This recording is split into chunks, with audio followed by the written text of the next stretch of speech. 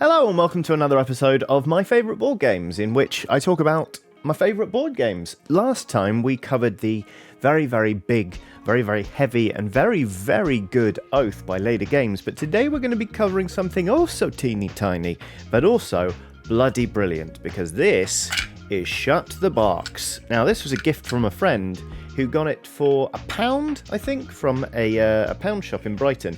And honestly, it is one of my most prized games in my entire collection. It's known as sort of a pub game. Oftentimes, you'll see in sort of some independent pubs they have like a little one of these for people to play with. You can sort of play for money, where everyone who's playing agrees to put in a certain amount, and the person who finally shuts the box gets the cash. But generally speaking, this is a perfect game for winding down with toward the end of a night, or, to be honest with you, sometimes if I'm hanging out with friends, we go to a pub, we don't want to play like a proper big board game, we'll just crack this out, and each person will take a go. If they don't do it, they send it round, and it just travels around the table with people either watching or not while we have a conversation, because it's super, super easy to play.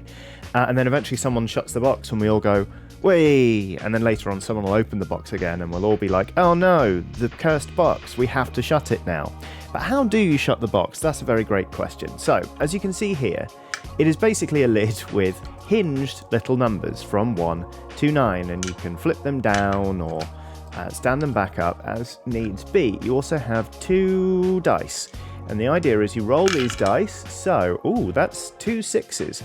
And you have to knock down numbers adding up to the total you just rolled. So I rolled 12. So for example, I could do, this is going to be hard to do backwards, isn't it? 6, 5, and 1 if I wanted to. Or I could do, this is terrifying, I have to do maths now. I could do 8 and 4. Let's do that. Why not? And then you keep going. And the idea is, I've just rolled 2 1s, so logically I should really put down the 2. You keep going until either you knock down all of the numbers, or I've just rolled 2 1s again. I can put down 1, but I cannot satisfy the 2, because the 2's already down. There's nothing smaller than a 3. I have lost. So you keep going until either all of the numbers are down, or you are unable to fulfill the one rule of the game, which is make sure that your roll adds up to the paddles add up to the thing. So that's 5. So let's do the 2 and the 3. Okay. There is one more rule for you to bear in mind. That rule is, okay, so that's 5, so that's the 4 and the 1, or just the 5. Let's just do the 5. Give us more options.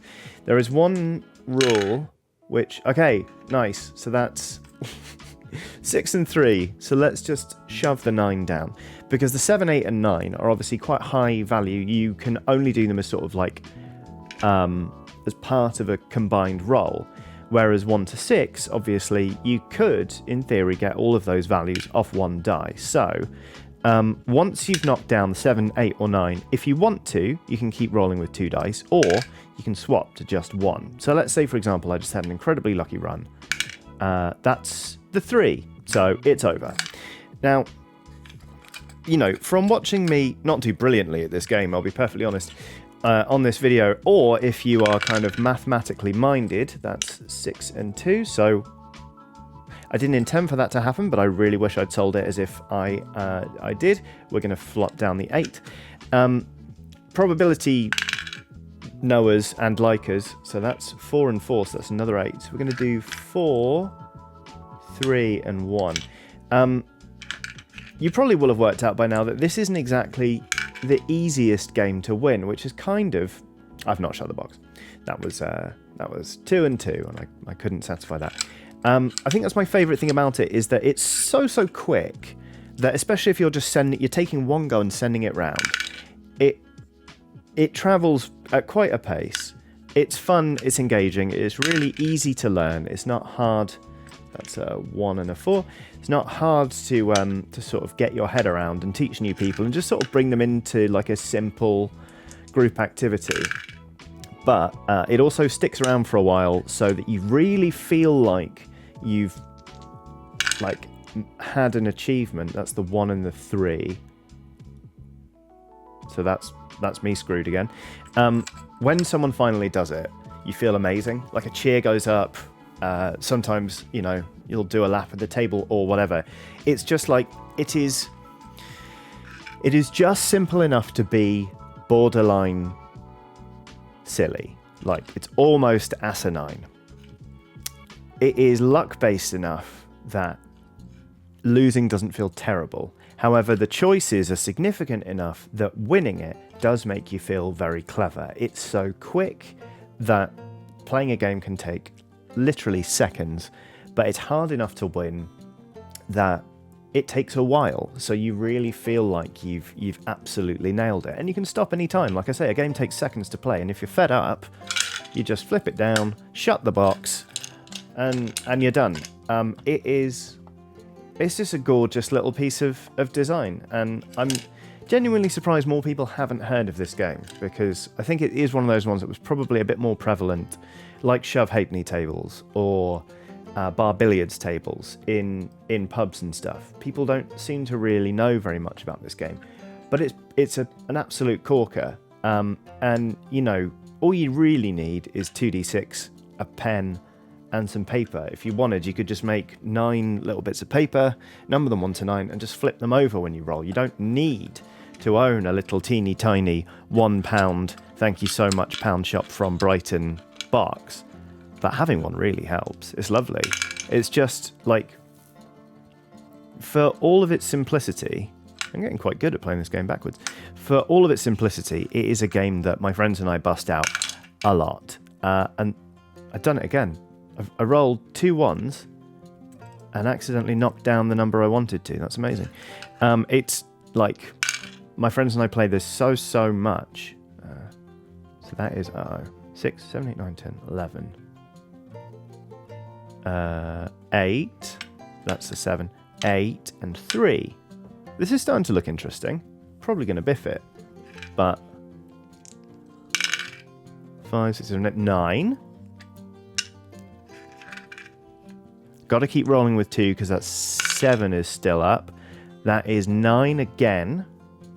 So that's bad. 5 plus 7 is 12. 7 plus 1 is 8. Okay, I've not shut the box.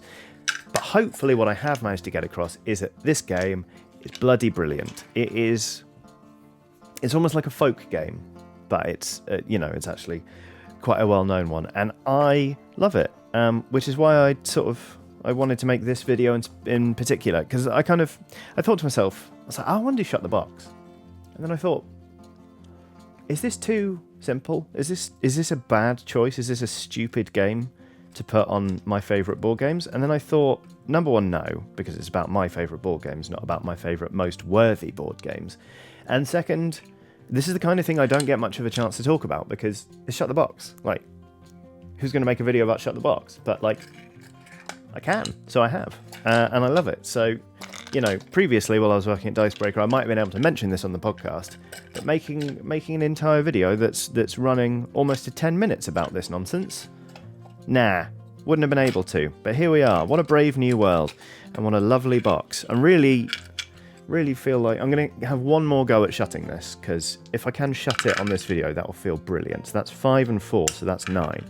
That's all right. That's 4 and 1, so that's 5. Or I could do the 4 and the 1, but I'm going to knock down the 5 to give myself a few more options as we crack on. That's 4 and 3, so that's 7. So let's take the 7. Oops.